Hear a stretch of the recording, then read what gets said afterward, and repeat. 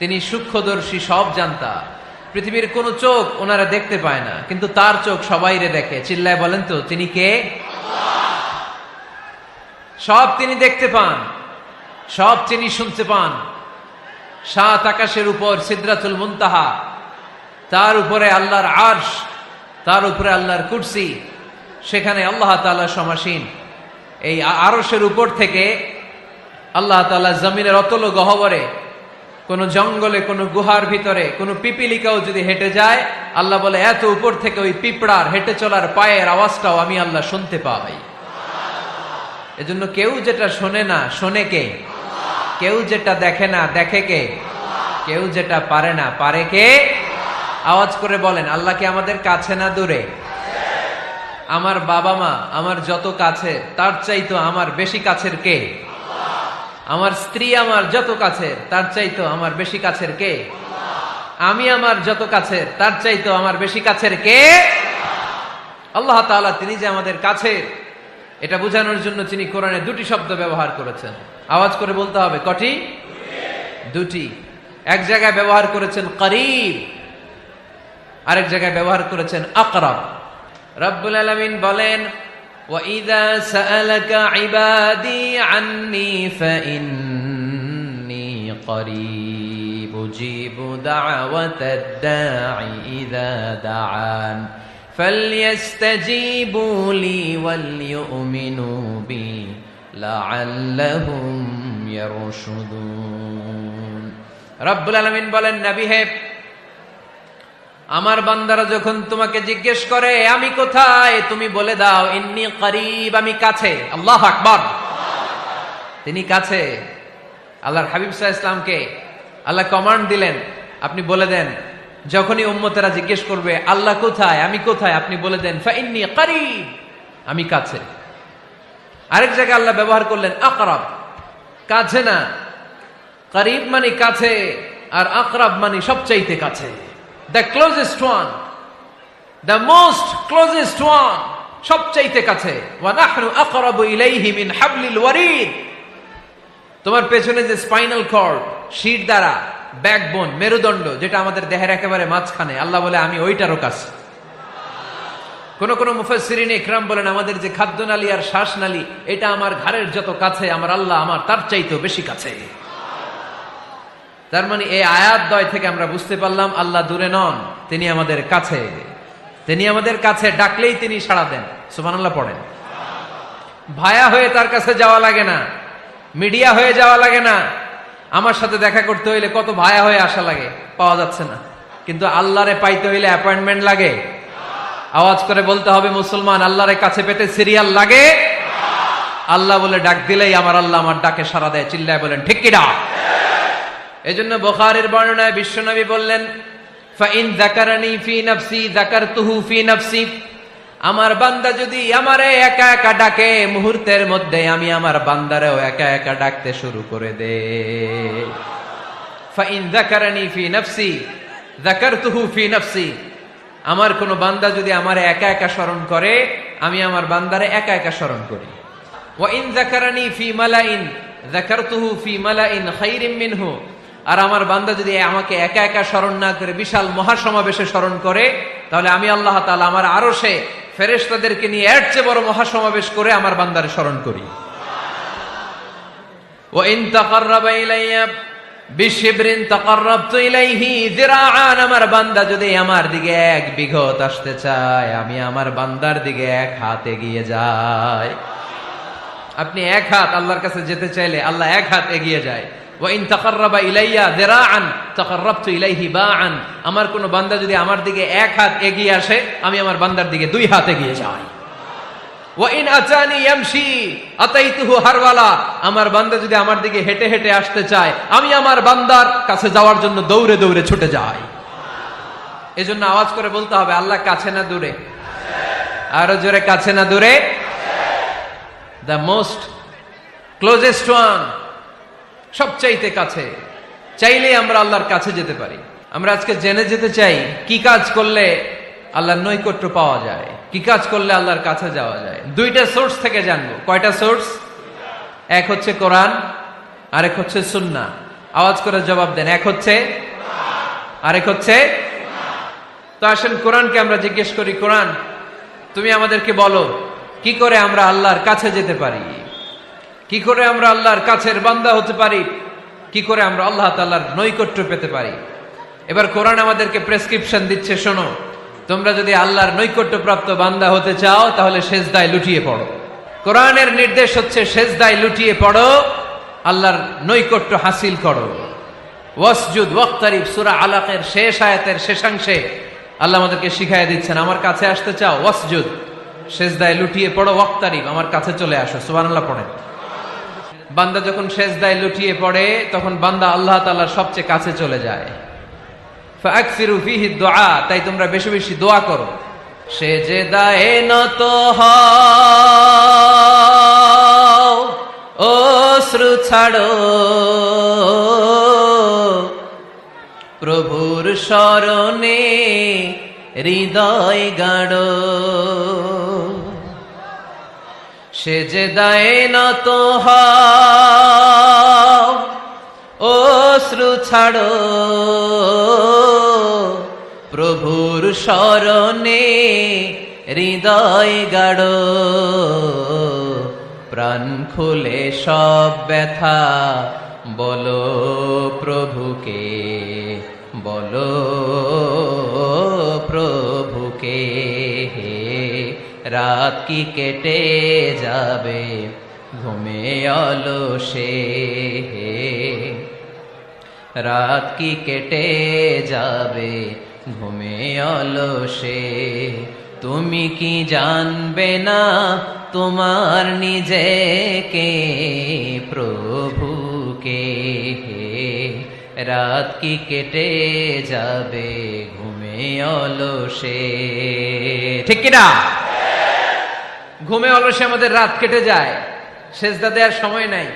কখন প্রভুর দরবারে হাজিরা দেব, কখন সেজদা দেব? আল্লাহর হাবিব সাল্লাল্লাহু আলাইহি ওয়াসাল্লাম বললেন, আকরাবু মা ইয়াকুনুল আবদু মির রাব্বিহি ওয়া হুয়া সাজিদ ফাকসিরু ফিহি দুআ। তোমরা যখন সেজদায় লুটিয়ে পড়ো তখন তোমরা আল্লাহর সবচাইতে কাছে চলে যাও। এজন্য ওই সময় বেশি বেশি আল্লাহর কাছে চেয়ে নাও। সুবহানাল্লাহ পড়েন। মনের যত আকুতি আছে, যত জ্বালা আছে, যত বেদনা, সেজদায় পড়ে আল্লাহরে বলার দরকার আছে না নাই? কারণ কেউ যেটা শোনে না, শোনে কে? পরীক্ষায় ভালো করতে চান, সেজদায় লুটিয়ে পড়ে আল্লাহরে বলেন। নেককার স্ত্রী চান, সেজদায় পড়ে আল্লাহরে বলেন। নেককার সন্তান চান, সেজদায় লুটিয়ে পড়ে আল্লাহরে বলেন। বিসিএস পরীক্ষায় টিকতে চান, সেজদায় লুটিয়ে পড়ে আল্লাহকে বলেন। পাসপোর্ট দিয়ে রেখেছেন, ভিসা হয় না, সেজদায় লুটিয়ে পড়ে আল্লাহরে বলেন। মনের যত জ্বালা, যত যন্ত্রণা, যত আকুতি, যত হাহাকার, সেজদায় লুটিয়ে পড়ে আল্লাহরে বলেন। কারণ আল্লাহর দরবার এমন দরবার, এই দরবার থেকে কেউ কোনোদিন খালি হাতে ফিরে না। চিল্লায় বলেন ঠিক কিনা? কেউ ফিরে না খালি হাতে আল্লাহরে তোর দরবারেতে, তাই না? আকরাবু মা ইয়াকুনুল আবদু মির রাব্বিহি ওয়া হুয়া সাজিদ। বান্দা যখন সেজদায় লুটিয়ে পড়ে বান্দা আল্লাহর সবচাইতে কাছে চলে যায়। এই কথাটা মনে থাকবে আপনাদের সবার। আমরা কখন আল্লাহর সবচেয়ে কাছে যাই? আওয়াজ করে বলেন। যখন আমরা সেজদায় পড়ে থাকি। আপাত দৃষ্টিতে মনে হয় সেজদাটা যখন দেই জায়নামাজের উপরে আমার কপালটা পড়ে, সেজদাটা যখন দেই মসজিদের টাইলসের উপরে আমার সেজদাটা পড়ে, সেজদাটা যখন দেই মনে হয় যে মসজিদের কাপড়ের উপর আমার কপালটা পড়ে। কিন্তু বিশ্বনবী বলেন না, তোমার কপালটা আল্লাহর কুদরতি পায়ের উপরে পড়ে। আকরাবু মা ইয়াকুনুল আবদু মির রাব্বিহি ওয়া হুয়া সাজিদ। বান্দা যখন সেজদায় লুটিয়ে পড়ে বান্দা আল্লাহর সবচাইতে কাছে চলে যায়। তাহলে কোরআন আমাদেরকে জানালো, যদি আল্লাহর প্রিয় হতে চাও সেজদায় লুটিয়ে পড়ো। আল্লাহর প্রিয় হতে চাইলে কি করব? আওয়াজ করে বলেন কি করতে হবে? আল্লাহর হাবিব সাল্লাল্লাহু আলাইহি ওয়াসাল্লাম লম্বা সময় ধরে রাতে সেজদায় পড়ে থাকতেন। আল্লাহর হাবিব সাল্লাল্লাহু আলাইহি ওয়াসাল্লামের সাহাবারা সব সময় লম্বা লম্বা রুকু দিতেন, লম্বা লম্বা সেজদা দিতেন। কিন্তু আমরা রুকুর মধ্যে তাড়াহুড়ো করি, সেজদা দিতে যে তাড়াহুড়ো করি, এরকম আছে না নাই? আপনারা তাড়াহুড়ো করেন? করবেন না আমার ভাইয়েরা। There is no rushing in সালাহ। সালাতে তাড়াহুড়ো নেই। There is no hastiness in সালাহ। সালাতে কোনো তাড়াহুড়ো নেই। সল্লু সালাতান মুআদ্দি'। এমন ভাবে নামাজে দাঁড়াবেন মনে করবেন এটাই হতে পারে আমার জীবনের শেষ নামাজ, ঠিক কিনা? Perform the Salah as if this is your last and final prayer. এমন ভাবে মুসল্লায় দাঁড়ান মনে করেন এটাই হতে পারে জীবনের শেষ নামাজ। This is my last chance. এখন বাজে 3:30। কেউ যদি বলে আসরের যে নামাজটা পড়বেন এটাই আপনার জীবনের শেষ নামাজ, ওই নামাজ আপনি তাড়াহুড়া করবেন? কথা বলেন। আরে কাঁদতে কাঁদতে আপনি শেষ। এত সুন্দর অজু বানাবেন, এত সুন্দর আতর মেখে যায় নামাজ বিছিয়ে পাঞ্জাবিটা পরে আপনি নামাজে দাঁড়াবেন। রুকুতে কি সুন্দর রুকু করবেন, লম্বা সময় সেজদা করে চোখের পানি দিয়ে তো সেদিন আপনার যায় নামাজ আপনি ভিজিয়ে দিবেন, ঠিক কিনা? কেন এমনটা করবেন? কারণ আপনি জেনে গিয়েছেন এটাই আমার শেষ নামাজ, তাই না? তো প্রতিটা নামাজের সময় এই জিনিসটা ভাবলে সমস্যা কোথায়? আমরা যে আরো আধা ঘন্টা এখানকার সবাই বেঁচে থাকবো কোনো গ্যারান্টি আছে? আরো 10 মিনিট হায়াত পাবো, গ্যারান্টি? 5 মিনিট, 2 মিনিট, শ্বাস যেটা নিলাম, ব্রেথ ইন করলাম, এটার ব্রেথ আউট করতে পারবো, কোনো গ্যারান্টি আছে? তো প্রতিটা সালাতের মুসল্লায় যখন দাঁড়াই এই চিন্তাটা আমাদের মাথায় আসে না কেন যে এটাই আমার শেষ নামাজ? সল্লু সালাতান মুআদ্দিন। যখনই নামাজে আমরা দাঁড়াবো আমরা ভাববো হতে পারে এটাই আমার জীবনের শেষ নামাজ, এটাই জীবনের, ভাবা যাবে? আর লম্বা চূড়া রুকু করবেন, লম্বা সেজদা করবেন, রুকুতে পিঠটা সোজা রাখবেন।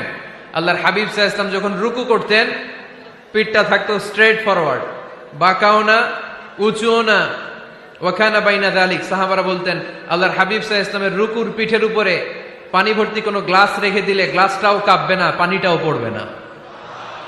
তার মানে বাঁকা ছিল পিঠ, তাই না? কি ছিল? সোজা। আবার আল্লাহর হাবিব সাল্লাল্লাহু আলাইহি ওয়াসাল্লাম বললেন সবচেয়ে বড় চোর যে নামাজে চুরি করে। সাহাবারা বললেন কাইফা ইয়াসরিকু ফিস সালাহ, নামাজে কেমনে চুরি করে? আল্লাহর হাবিব সাল্লাল্লাহু আলাইহি ওয়াসাল্লাম বললেন ইয়াসরিকু ফি রুকুইহি ওয়া সুজুদিহি, রুকু সেজদায় চুরি করে। এরকম নামাজ চোর আছে না নাই? রুকু থেকে সোজা হয়ে দাঁড়িয়ে কয়েক সেকেন্ড আপনি রিল্যাক্স করবেন। প্রথম সেজদা দিয়ে আপনি সোজা হয়ে বসে কয়েক সেকেন্ড রিল্যাক্স করবেন। কি করবেন? রিল্যাক্স। আওয়াজ করে পড়েন সবাই, রিল্যাক্স। নামাজে তাড়াহুড়ো নাই, সালাত হচ্ছে মেডিটেশন, রিল্যাক্স। এক সেজদা দিয়ে বসে আপনি রিল্যাক্স করবেন ধীরস্থির ভাবে, এরপরে দ্বিতীয় সেজদায় যাবেন। অনেকে সেজদা প্রথমটা দিয়ে কোন রকম মাথাটা তুইলেই আবার সেজদায় দৌড় মারে, আছে না নাই? রুকু থেকে স্ট্রেট ফরওয়ার্ড দাঁড়ানোর কথা, দাঁড়িয়ে 1-2 সেকেন্ড রিল্যাক্স করার কথা, ওইটা না করে রুকু থেকে কোন রকম মাথা তুলেই আবার সেজদায় দৌড় মারে, এরকম ডাকাত আছে না নাই? এরাই সালাত চোর। আমরা যেন নামাজ চোরের খাতায় নিজেদের নাম না চলি, আমরা যেন বেশি বেশি আল্লাহর সেজদা দেই। আল্লাহর হাবিব সাল্লাল্লাহু আলাইহি ওয়াসাল্লাম সব সময় লম্বা লম্বা সেজদায় পড়ে থাকতেন। আল্লাহর নবীর সাহাবারা সব সময় লম্বা লম্বা সেজদায় পড়ে থাকতেন। আল্লাহ বলেন তারাহুম রুকআন সুজদা, আপনি দেখবেন আল্লাহর নবীর সাহাবারা আবু বকর, ওমর, উসমান, আলী রাদিয়াল্লাহু তাআলা আনহুম আজমাইন, তাদের স্বভাব ছিল বিপদে পড়লেই লম্বা লম্বা সেজদায় পড়ে যেতেন। এক সাহাবী এসে বললেন ইয়া রাসূলুল্লাহ আল্লিমনি আমালান ইযা আমিলতুহু ইউদখিলুনিল জান্নাহ, আপনি আমারে এমন একটা আমল শিখায় দেন যে আমল করলে আল্লাহ আমারে জান্নাতে ঢুকায় দিবে। আল্লাহর হাবিব সাল্লাল্লাহু আলাইহি ওয়াসাল্লাম বললেন আলাইকা বিকাসরাতিস সুজুদ, তোমার উচিত বেশি বেশি আল্লাহর জন্য সেজদায় লুটিয়ে পড়া। বেশি বেশি সেজদায় লুটিয়ে পড়লে ওই সেজদাকারীর জন্য জান্নাতকে ওয়াজিব করে দেয় কে? কিয়ামতের ময়দানে আল্লাহ বলবেন ও আমার বান্দারা আমারে সেজদা দিয়ে দেখা, কারা কারা দুনিয়াতে সেজদা দিয়েছিলি, আজকে এই কিয়ামতের ময়দানে আমারে সেজদা দিয়ে দেখা। আমরা যারা দুনিয়ার বুকে সেজদা দিয়েছি আমরা আল্লাহু আকবার বলে সেজদায় লুটিয়ে পড়ব, আলহামদুলিল্লাহ পড়েন। আর যারা দুনিয়ার বুকে সেজদা দেয় নাই, মসজিদে যায় নাই, সেজদাকারীদের সাথে আন্দোলন করে নাই, তারা সেদিন অনেক চেষ্টা করেও তাদের পিঠটারে বাঁকা করতে পারবে না। তাদের পিঠটারে সেই দিন লোহার মতো শক্ত করে দিবে কে? يوم يكشف عن ساق ويدعون إلى السجود فلا يستطيعون।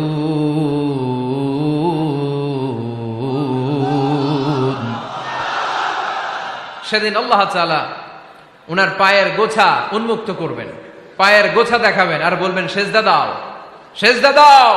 কারা দুনিয়াতে সেজদা দিয়েছো এখনই টের পাওয়া যাবে। আমরা আল্লাহু আকবার বলে সেজদায় লুটিয়ে পড়বো, কিন্তু যারা দুনিয়ায় সেজদা দেয় নাই এরা অনেক চেষ্টা করো পিঠটারে বাঁকাই করতে পারবে না, সেজদা তো দূরের কথা, এদের পিঠটারে লোহার রডের মতো শক্ত করে দিবে কে?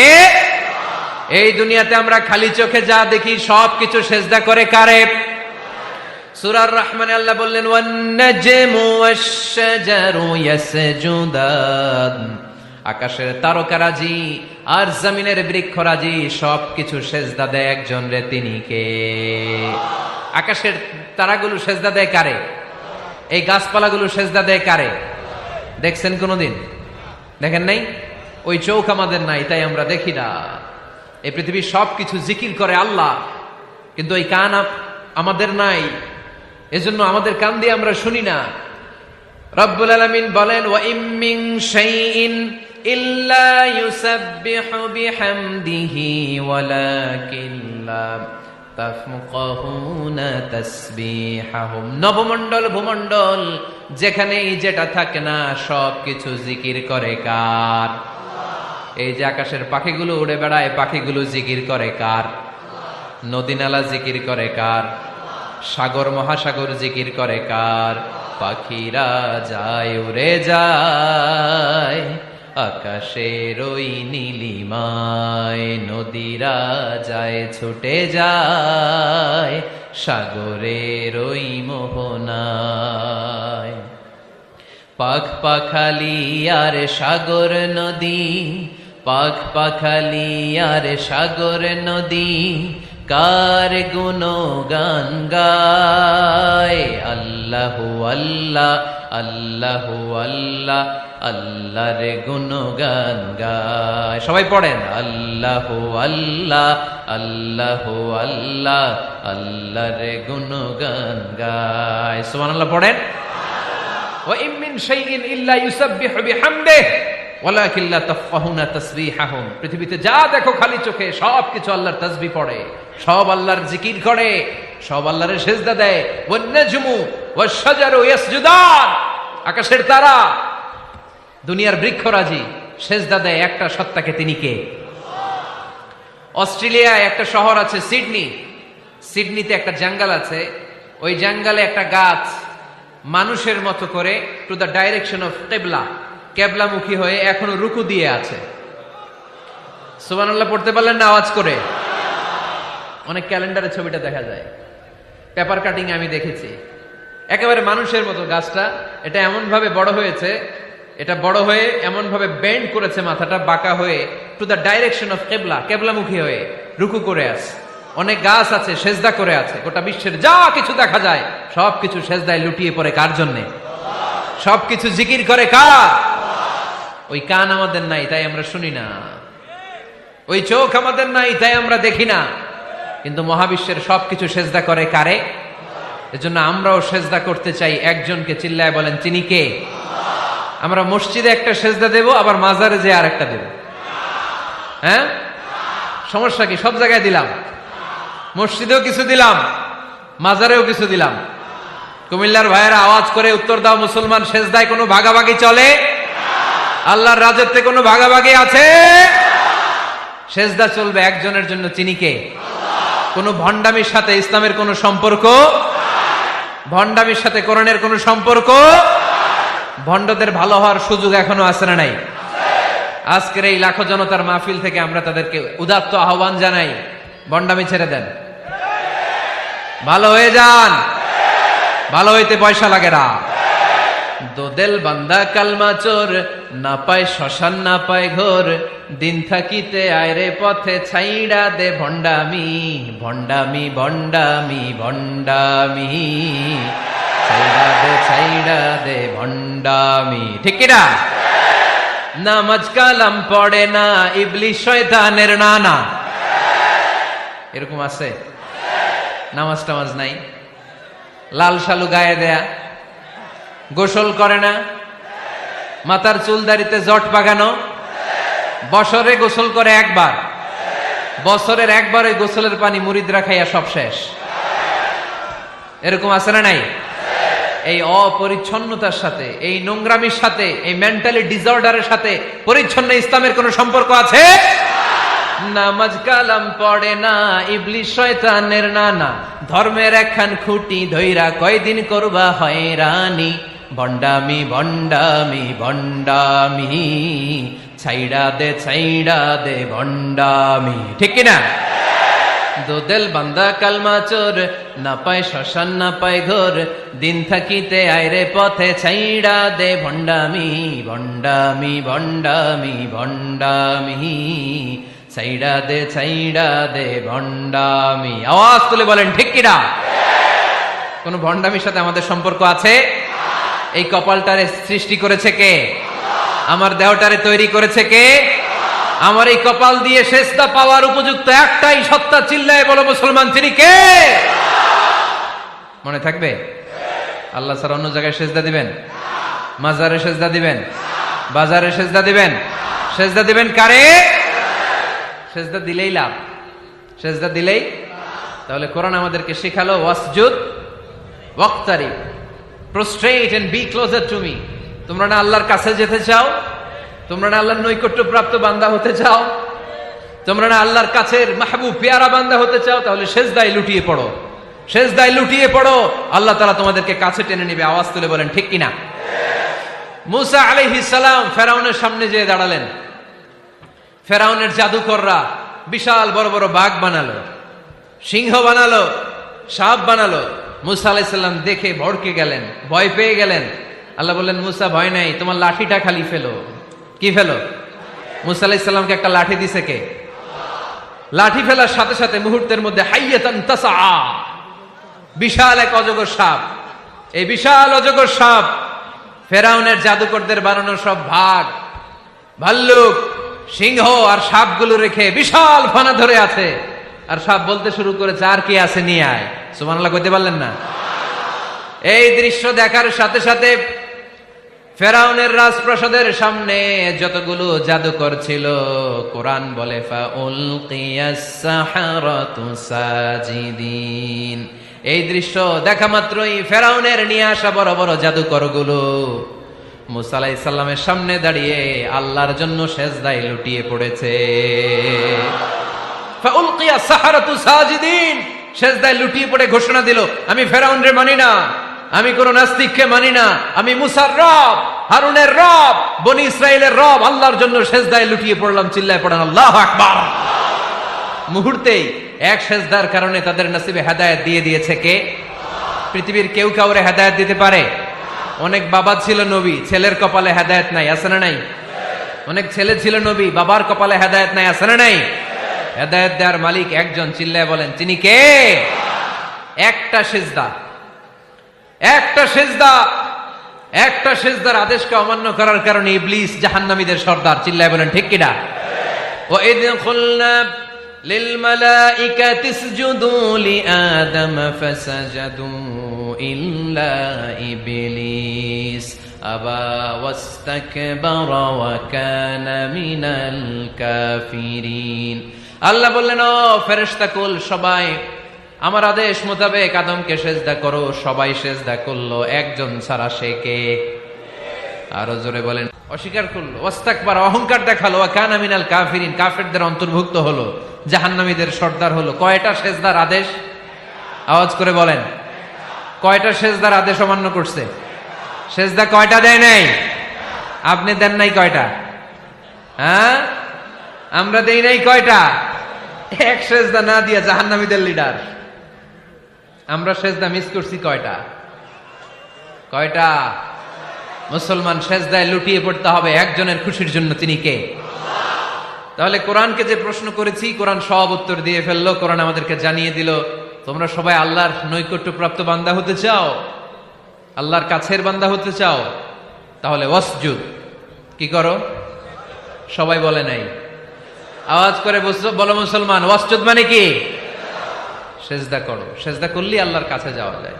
মনের যত জ্বালা যন্ত্রণা দুঃখ ব্যথা আপনি সেজদায় পড়ে আল্লাহরে বলেন। কোনো ভায়া লাগবে না, কোনো মিডিয়া লাগে না, কোনো সিরিয়াল লাগে না, কোনো অ্যাপয়েন্টমেন্ট লাগে না। ডাকতে দেরি, ডাকে সাড়া দিতে দেরি হয় না।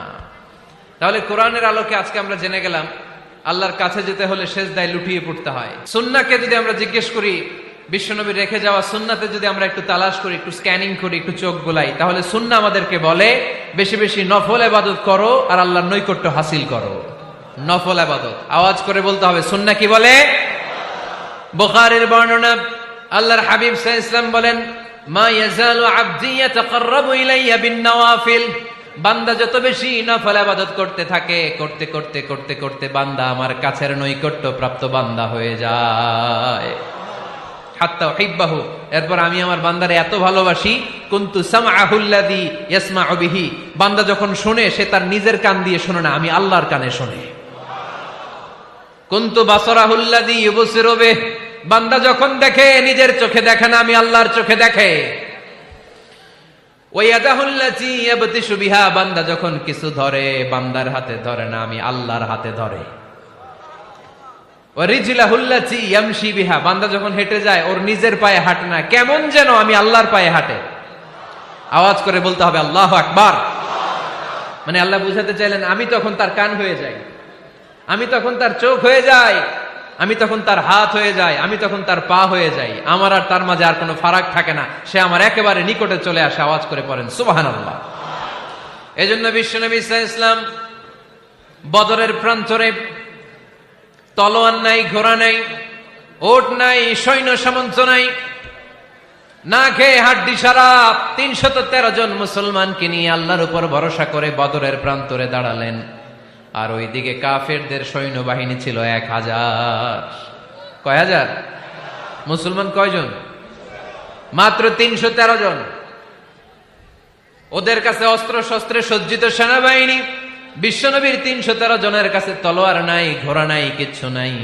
বিশ্বনবী আল্লাহর উপর ভরসা করে এক মুষ্টি বালি নিয়ে, ওয়াশাহাতিল ওযু, কাফেরদের চোখগুলো ধ্বংস হোক বলে তিনি বালুগুলো ছড়িয়ে দিলেন। মুহূর্তের মধ্যে ১,০০০ সৈন্যবাহিনীর কাফের সৈনিকদের চোখের মধ্যে ধূলিকণা পৌঁছে দিল কে? আল্লাহর হাবিব সাল্লাল্লাহু আলাইহি ওয়াসাল্লাম বদরের প্রান্তর থেকে এক মুষ্টি বালু নিয়ে বললেন শাহাতিল ওযু, বলে তিনি বালু ছুড়ে মারলেন। ১,০০০ সৈন্যবাহিনীর চোখের মধ্যে বালু ছড়াই দিছে কে? বুঝে শুনে উত্তর দিয়েন। এখানে ১,০০০ লোক দাঁড়ানো, আমি বালু নিলাম, গায়ের যত জোর আছে সবার চোখের দিকে মারলাম। ১,০০০ জনের চোখের ভিতরে ঢুকবে? সর্বোচ্চ ৫ জন, বেশি হইলে ১০ জন, তার চেয়ে বেশি হইলে ২০ জন, বেশি হইলে ৫০ জন। বুঝে শুনে উত্তর দিয়েন। আমার মুষ্টিবদ্ধ বালু ছুঁড়ে মারলে ১,০০০ মানুষের চোখের মধ্যে পড়বে? আওয়াজ করে বলেন পড়বে। এজন্য আল্লাহ বলেন নবী ওটা তুমি মারো নাই, ওটা আমি মারছি। সুবহানাল্লাহ নাই? আল্লাহ বিশ্বনবীরে ডেকে বলেন ওমা রামাইতা ইয রামাইতা ওয়ালাকিন্নাল্লাহা রামা। নবী হে, বালু তুমি ঠিকই তোমার হাতে নিয়েছো, কিন্তু আমি আল্লাহ নিজ দায়িত্বে ১,০০০ কাফেরের চোখের ভেতরে বালুগুলো পৌঁছে দিয়েছি। তাহলে বান্দা যখন নফল ইবাদত করে তখন বান্দার হাত আর বান্দার হাত থাকে না, ওইখানে আল্লাহর হাত যুক্ত হয়ে যায়। বান্দার পা থাকে না, সেখানে আল্লাহর পা যুক্ত হয়ে যায়। বান্দা যখন দেখে নিজ চোখে দেখে না, আল্লাহর দৃষ্টিশক্তি সেখানে যুক্ত হয়ে যায়। চিল্লায় বলেন ঠিক কি না? এজন্য নফল ইবাদত করতে রাজি আছেন তো?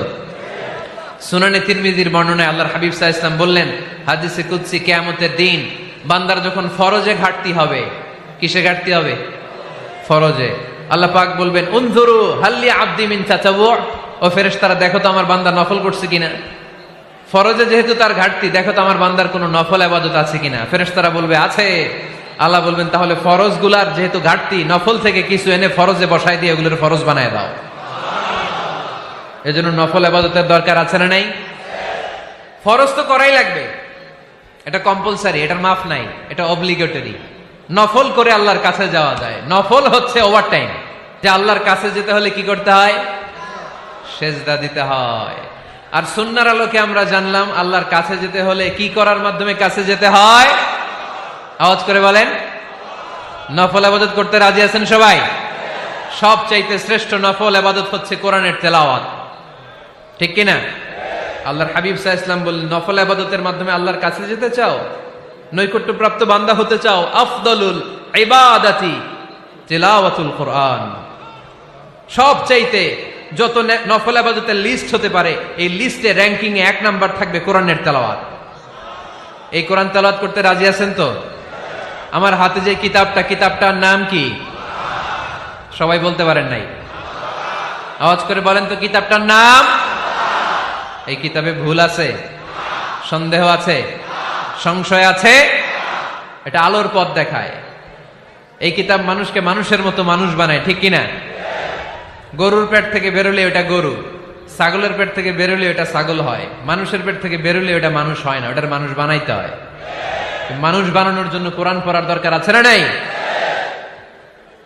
তাহলে নফল আবাদত করে আমরা আল্লাহর নৈকট্য পেতে চাই। এক নাম্বার যে আবাদতের কথা আপনাদেরকে শোনালাম সেটা হচ্ছে কোরআনের তেলাওয়াত। রাজি আছেন সবাই? ফজরের পরেই এই নিমসার এলাকায়, এই কুমিল্লা এলাকায় কোরআনের সুমধুর বাণীতে আমাদের গ্রামগুলো মুখরিত থাকতে হবে। আওয়াজ করে বলেন ঠিক কিনা?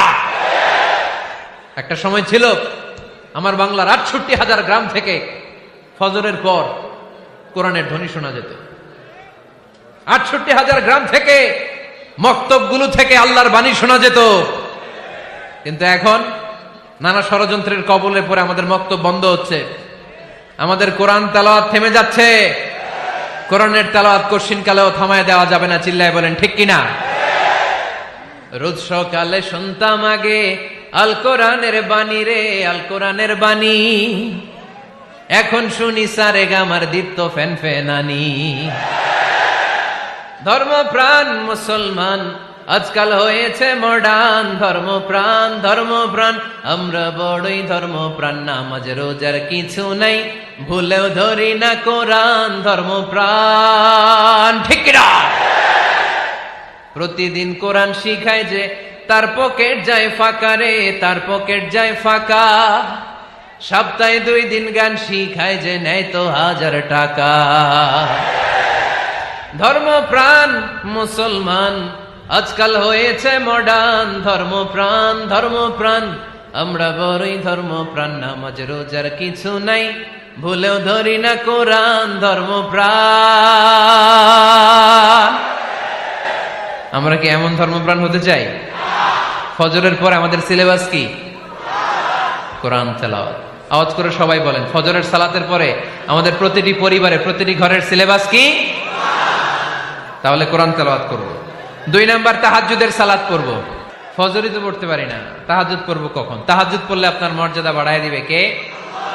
রব্বুল আলামিন বলেন, ওয়া মিনাল লাইলি ফাতাহাজ্জাদ বিহি নাফিলাতান লাকা আসা আন ইয়াবআসাকা রাব্বুকা মাকামাম মাহমুদা। তাহাজ্জুদের নামাজ যারা পড়বে তাদের মর্যাদা বাড়িয়ে দেয় কে? কারণ ওই মুহূর্তে আল্লাহ প্রথম আকাশে নেমে আসেন আর ডাকে, আলামিন মুস্তাগফিরিন আগফিরালা। কার ক্ষমা দরকার? ক্ষমা চা, ক্ষমা করে দেব। আলামিন মুস্তাকসিন আকসুলা। কার খাবারের দরকার? পোশাকের দরকার? চাও, দিয়ে দেব। চাও, কার কি লাগবে? চাও, আমি দিয়ে দেব। রমজানে তাহাজ্জুদ পড়ার একটা সুবর্ণ সুযোগ, কারণ সাহারি খাওয়ার জন্য তো ওঠাই লাগে। একটু তাহাজ্জুদের অভ্যাস করব আমরা। রাজি আছি তো সবাই? 3 নম্বর নফল ইবাদত হচ্ছে দোয়া। সবাই সবার জন্য দোয়া করব। অনেকে কয়, হুজুর আমার দোয়া আমি করবো, ওরটা ওই করবো, এর লেগে আমি করুম কেন? আছে না নাই? না, এটা ভুল। নিজের জন্য করবেন, অন্যের জন্য করবেন। মা মিন আবদিন মুসলিম ইয়াদউ লি আখিহিল মুসলিম ইল্লা ক্বালা লাহুল মালাকু ওয়া লাকা বিমিসলিন। কোন বান্দা যখন তার ভাইয়ের জন্য দোয়া করে, ফেরেশতারা বলে, আল্লাহ এই দোয়াটা যে দোয়া করছে আগে তার জন্য কবুল করে নাও। আপনি দোয়া করলেন, আল্লাহ আমার ভাই অসুস্থ, তারে সুস্থ করে দাও। ফেরেশতারা বলে, আল্লাহ যিনি দোয়া করতেছে তার যদি কোনো অসুস্থতা থাকে আগে তারে সুস্থ করে দাও।